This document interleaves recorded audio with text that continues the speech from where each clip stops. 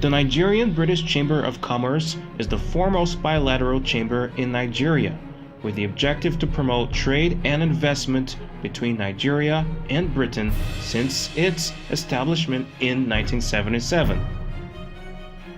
We are affiliated to the British Chambers of Commerce, which gives us access to a network of 52 chambers of commerce across the United Kingdom and the Commonwealth. With a membership strength of 300, whose total net worth is about 200 trillion naira from all sectors of the economy, made up of Nigerians and Britons. Our chamber is constantly developing network of local branches in other parts of the country and has an NBCC UK office presence. The chamber was set up to promote and develop Anglo-Nigeria trade relations, continually create value for its members, and facilitate business-to-business relationships. The Chamber also promotes Nigerian export to United Kingdom and inflow of capital and investment into Nigeria. Services also include the organization of trade missions to the two countries, management of trainings, conferences, and seminars addressed by leading authorities in different fields, and acts as a forum for debate to members and non-members on topical issues affecting the economy.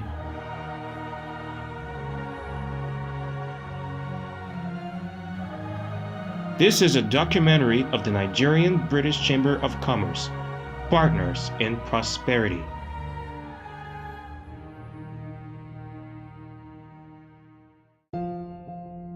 Nigeria is a very rich country in so many ways. For every 10 Africans, you have 4 Nigerians. And we have a very enlightened workforce. Not just large workforce, but very enlightened workforce. Our demography shows that we have about 60 to 70% of our population within the working age. So you can imagine the kind of thing that we have. Now, another beautiful thing that is happening to us is that a lot of our children are returning from the diaspora. Very well-trained people. Now, in terms of Britain, you know that our laws, our language, everything that we do are from the Britain. Because, they were with us for how long? So we had become acculturated. Most of us at one point or the other in our career have had to imbibe British education. So a lot of the things that we do are also tilted towards the British. So really, when you look at it, we are like the same side of the same coin. In the last 2 years, based on feedback from my interactions with C-suites, multinationals, there's optimism that Nigeria is still attractive as a destination for most international businesses, even more so than years ago. One of the key things I think we should point out to prospective investors, and something that is not prominent out there, that government at the federal level and sometimes at the state level are paying a lot of attention to, is the civil service reform. It's well known over the years that Nigeria has very robust, nice policies, but when it comes to actual implementation, that's where we fall short. But we're beginning to see government conducting or undertaking silent but very effective reforms at all levels. Well, the first thing that I would tell you is that all the stories you hear are not true. I've met so many people who've come to Nigeria and gone away saying Nigeria is the best kept secret in the world.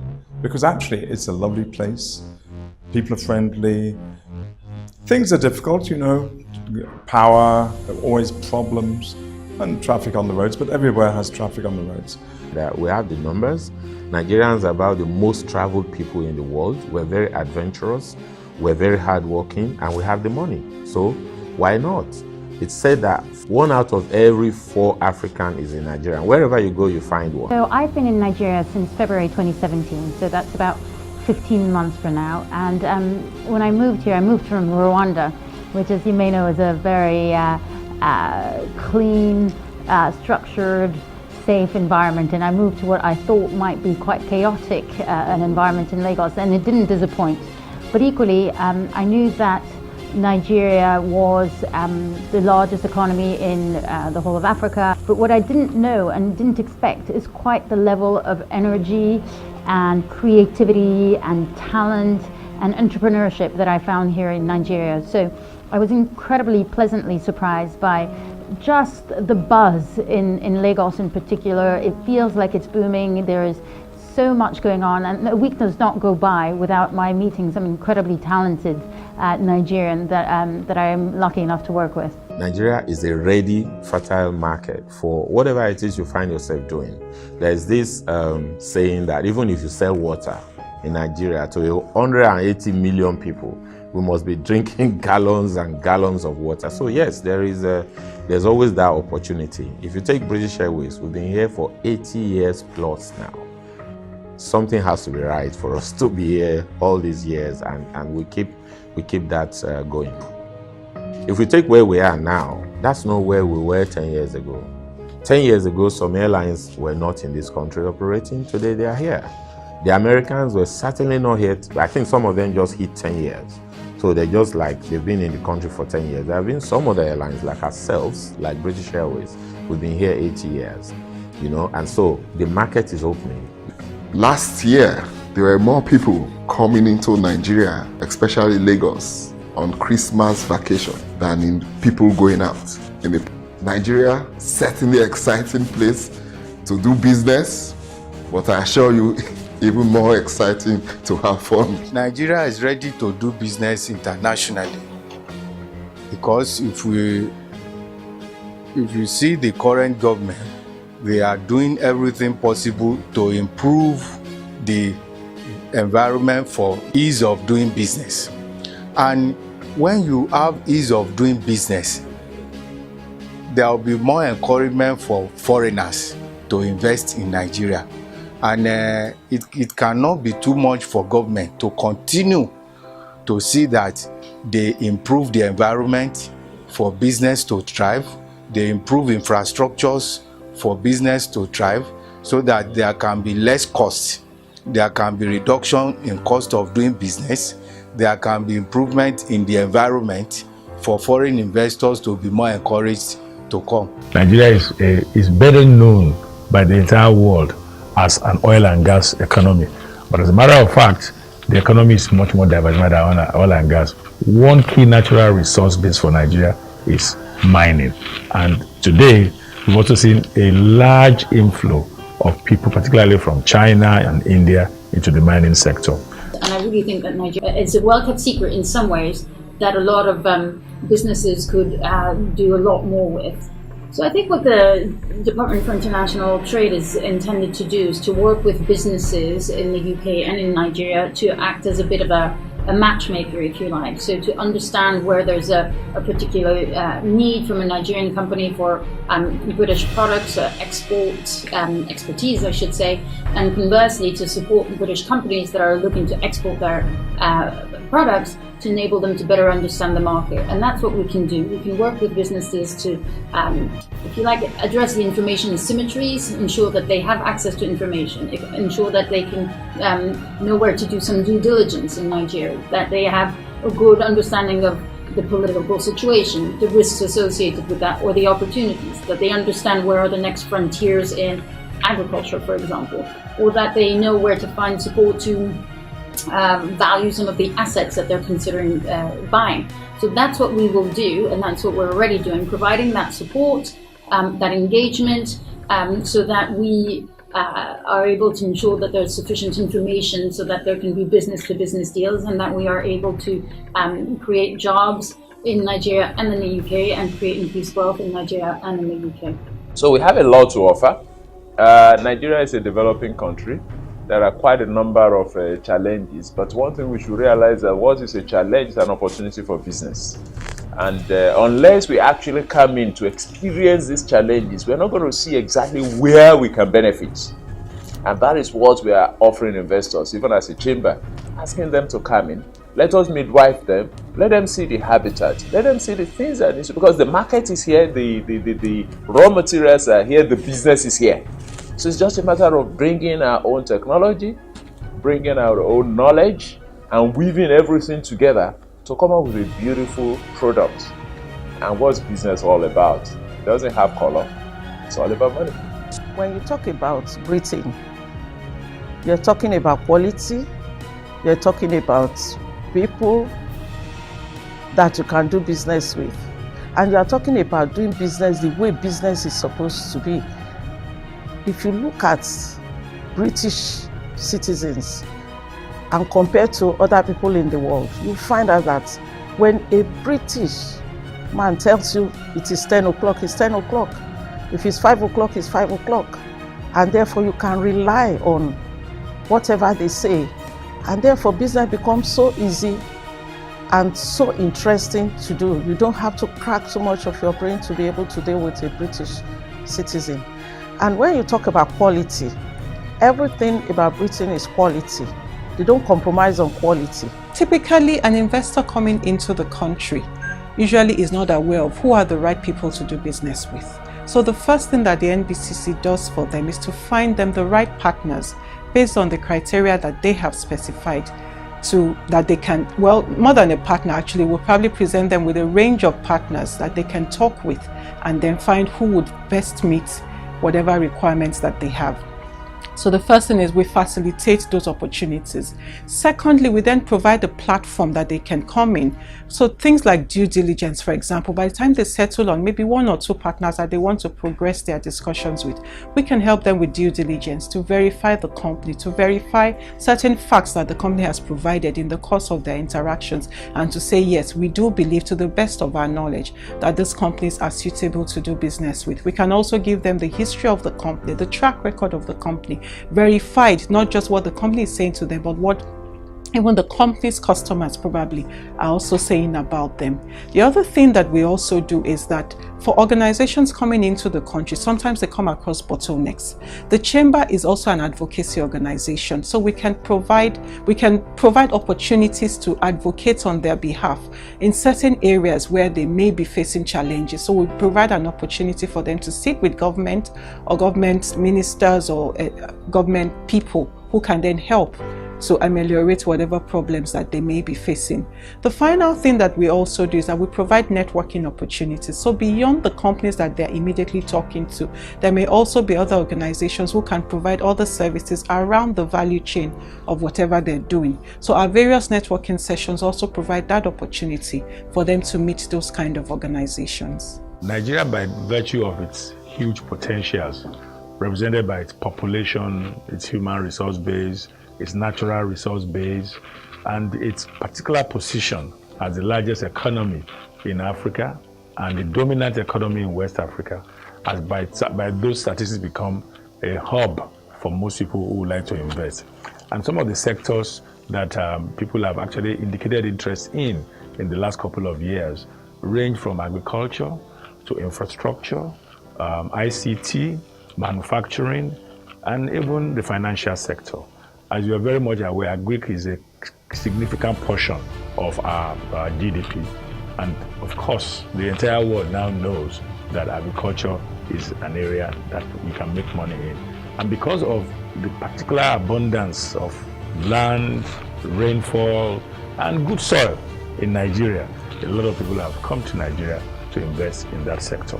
If you look at the membership of the Chamber, at about 40% are medium and large-scale organizations, while 60% are SME. So on the one hand, if you're looking for the group of potential investors or local business people that can participate with foreign investors, you find them in the upper echelons of our Chamber, our premium members, our corporate plus and corporate members. I mean, there are LICOs and the banks and the institutions that are amongst our membership.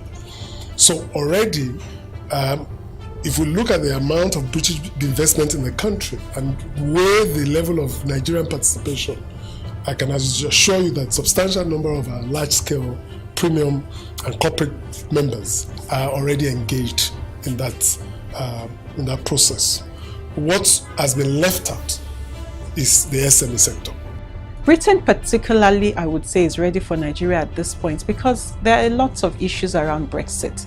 Now that they're going out of the European Union, it's obvious, and I think even from one or two things that we have seen, it's clear that Britain is looking to the Commonwealth to be able to ensure that they continue to do business and to continue to grow their own trade as well. So Nigeria, definitely being one of the bigger markets within the Commonwealth, has to be a focus for Britain. And from recent activity, we do see signs that that is the case. Nigeria, on the other hand, yes, we're also ready for Britain. In the last 1 year, there has been a lot of increase in activity by the current government in easing doing business in Nigeria. Nigeria has climbed up on the ease of doing business index. A lot of things have been done. These are all signs that Nigeria itself is getting ready, yes, for Britain, but also for the world, to ensure that we are a bride that anyone would want to come to for business purposes. I think there's been a lot more recognition in the last year about how significant Nigeria is for British trade. In particular, the size of the market, as you know, is second to none. There are currently about 180 million Nigerians, and that's likely to increase possibly to 300 or 400 million Nigerians, which means that Nigeria is going to become the third biggest country in the world. We know that it is in our joint interest for both Nigeria and the UK that we increase our trade. So we are committed to doing that. We've got more people from both the Foreign Office and the Department for International Trade that are working to broaden our trading relationships beyond oil and gas to other sectors. For example, agriculture, but also education, IT, financial services, insurance, you name it, and we will be doing a lot more. And we've got the financial offer to support that. So we have a export credit agency called UK Export Finance that has put on the table quite an extraordinary financial offer to ensure that there is no deal that goes undone for want of sufficient finances. So I think the NBCC is an important partner. I think we could do even more together. I think the NBCC as a chamber can become even more of a leading partner in trying to broker deals and to support relationships, to facilitate very focused trade missions and to really enable us to go from strength to strength together. So I see a strong future with the NBCC. So I think we've got to be really honest and upfront. The Nigerian business environment is challenging and there are still lots of difficulties, despite the fact that Nigeria has gone up 24 places in the World Bank's Ease of Doing Business indicator. But still, there's a lot of red tape. We know regulations can change sometimes in an unpredictable fashion. Land rights are not always clear. And then there's the cost of doing business, which we know is very high, not least because of the cost of power and limited infrastructure. So this is all challenging. But what I want to say to businesses in the UK in particular is that while there are challenges, one can navigate these challenges and be incredibly successful in Nigeria. And in fact, we have some of the most successful British businesses here in Nigeria. And if you look just at Unilever, for example, its most successful country operation is here in Nigeria. Others do very well in Nigeria. There are lots of different markets within Nigeria. And as a whole, as I said before, it's a market of 180 million people. So there are huge opportunities for business success here in Nigeria, increasingly spread across the sectors.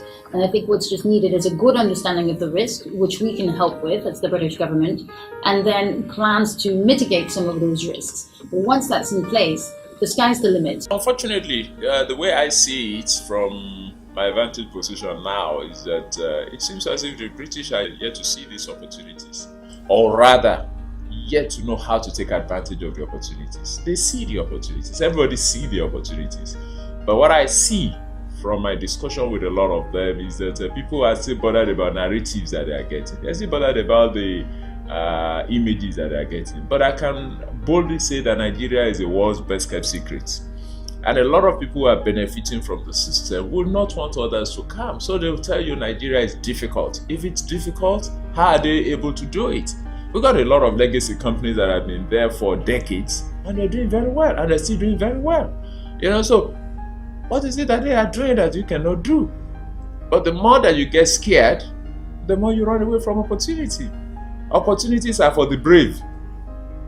So if you want to come into Nigeria, you need to come. But again, as a chamber, that's where we provide hand-holding. We provide a soft landing for you. We help you to do due diligence on your prospective partner. We can get you partners. We can give you market entry strategies and help you to get into the market. We have information about all the incentives that you are entitled to. So all of this we can help you with. And we're preparing a British business center to help incubate British businesses. So before you go into the wild, we actually help you that you come. When people come to Nigeria, they really don't want to go back. But coming gets them scared. So you just got to know that you have a right partner in the chamber to bring you down. Just come, have a look, and then you won't want to go back again. The British Chambers of Commerce is a network of chambers of commerce to which we have now joined, consisting of about 52 chambers, 32 of which are in the UK and 20 outside the UK. We consider ourselves also privileged to be a member of this network. And what will this opportunity be? What it then means is that members of our own chamber are also exposed to members of 32 other chambers, 52 other chambers across the world. We just said that Nigeria is world's best kept secret. Now our businesses have opportunity to speak to other businesses and cutting across various sectors, various economic levels, and various sizes of businesses. So we see it as a very good opportunity for us to be able to bring businesses down to ourselves and also to be able to export our own skills as well. We have a lot of skillful Nigerians, very, very skillful Nigerians in various sectors. Exposure may be limited, but again, this creates opportunity. So when we talk about transfers, whether it's technology transfer, skill transfer, emotional transfer, intellectual transfer, all of the transfers that could take place, they're going to be two-way traffic and not just one way. And this is the opportunity that the network is going to be giving us, because now we have greater exposure for our products, greater exposure for products that we may want to bring in, greater exposure for partnership across the world. In the chamber, we partner with the Nigerian Investment Promotion Council. The Nigerian Investment Promotion Council is the one-stop shop that promotes investment in Nigeria. So all of these incentives, all of these reforms are warehoused with them. So we have all of this information at our fingertips at the chamber. So a business person that is serious and really wants to get into Nigeria from the UK needs to get in touch with the chamber. Because from the chamber you get to see and you get to know all that you are entitled to, what you can do. And like I said the other time, we can help you incubate your business. We can give you hand holding. If you have challenges with your visa on arrival, because all of the information you get on the website may be stale, but they're still active. So you go to the website and you're looking for visa, you have to start to run around. Or if you're a genuine businessman and you get in touch with the chamber can invite you over. And your visa on arrival, you get your visa on arrival. All the processes are simple and easy. And all that matters is just to get the right information. But also on our part, we are also trying to help to see how we can get this right information out on the website. But one thing we should not forget is that when we talk about the internet, there are so many caches on the internet. So 5-year, 10-year, 20-year-old information that had gone into the internet, when you search the internet, it will come back to you and you think that's the authentic one. So that's why you also need to know the right partner to move with. We talk about business, you talk about commerce, you talk about Nigeria, you talk about Britain, then you need to talk about the Nigerian Chamber of Commerce, and we'll be able to get you through. But these reforms are real, and many more are coming on. Registration of property, the steps are coming down every day. The transparency around planning approvals are coming down, because there's orderliness in Nigeria. We have a lot of laws and a lot of rules. We inherited a lot of laws from the British. Part of the makeup of our rules include the received English law. So we have a lot of all of these laws, but we're now making regulations around it to reform how people will be able to access dispute resolution, conflict resolution. They are all in the law. Rule of law is there. You don't need to know anybody to be sure that your contract, to be sure of the sanctity of your contract. Just make sure that things are done properly. If they are done properly, you have nothing to worry. I came for 9 months in 1980 and I stayed on basically because I took over the practice in 1986. And you know, if you want to set up a practice, it's a major thing. I took over a very, very senior practice in the profession, which had been here for 30 years, and had a great portfolio of work. So I stayed on and I've enjoyed it. It's been great. I mean, I can look at the colleagues that I went to university with and discuss what they've achieved in their lives. And then I look at what I've achieved. I can tell you any number of buildings that I have built or designed and had built that everybody knows. And that's an incredible privilege. And you know, it makes me feel very, very satisfied and comfortable, of course, because not that I'm pleased that I have had better opportunities than they, but I certainly value the opportunities I've had by coming to Nigeria. Here in Nigeria, limited number of golf courses, but obviously that weekend getaway to Lakaway to take all the hustle and bustle is just something else. But it's not limited to that. All you need to do in Lagos on a weekend, there's enough activity for everyone. I mean, those who are taking their boat rides, going deep sea fishing, I found out about two weeks ago that that's actually done on a regular basis. Those who want to go to the over 80 kilometers of beach lines to relax in the various beach resorts in Lagos, and those who want the hectic social lives. And we're still witnessing a lot of investment opportunities, particularly in gas. Green energy is another area where a lot of interest have been shown. It's very common to see a lot of people who are interested in investing in power generation that is not related to natural resources. Then, of course, also you have the ICT. Nigeria has a very, very large population of youths, resourceful youths, and whether by planning or by some chance, we see a lot of the youths deploying their energy and their resources into the ICT sector. I'm sure we're all aware that recently an ICT hub was built in Yaba, which has also become an attraction for many people, not only in Nigeria, but in fact across the West African region. So there's quite a lot of opportunities. And this is in addition to the very, very already charted territories. Our banks are clearly the largest you can find anywhere in West Africa.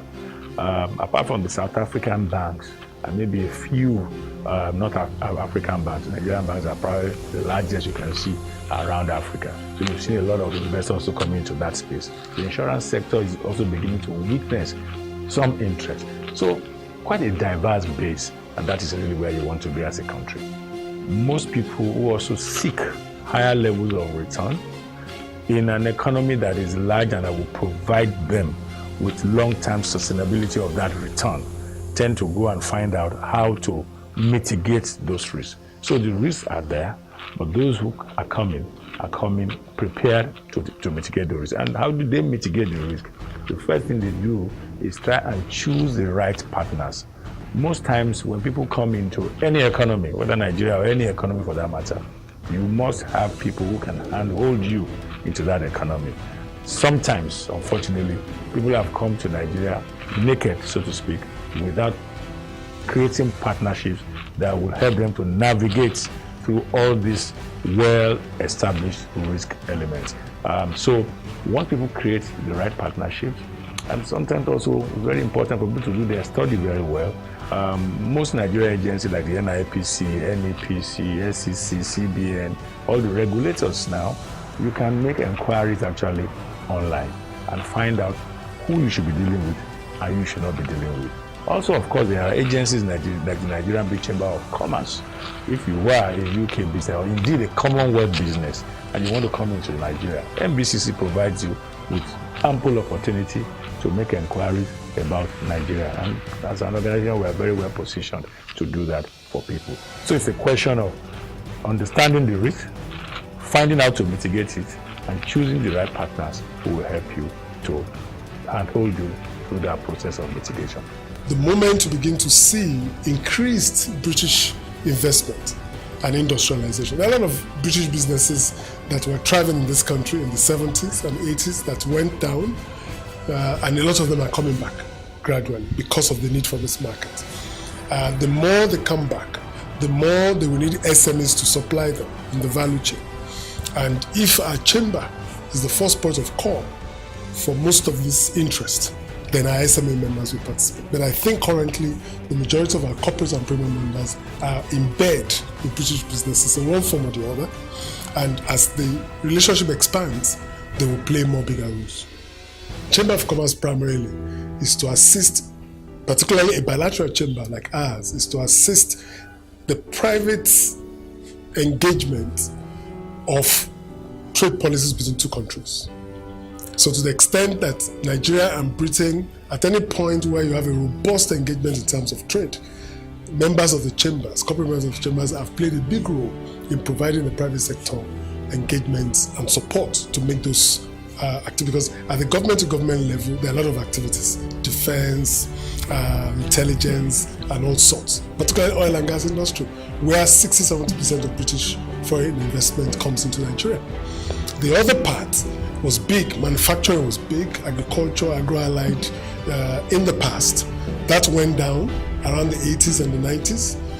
But now there's a resurgence, not only because of Brexit, even before Brexit, but now with Brexit, you can see that there's a renewed role for the chamber because it's not a question of choice, it's a question of necessity for Britain and for Nigeria. Nigeria requires more of Britain investment in the country because this investment will be followed by technology and transfer and capacity development.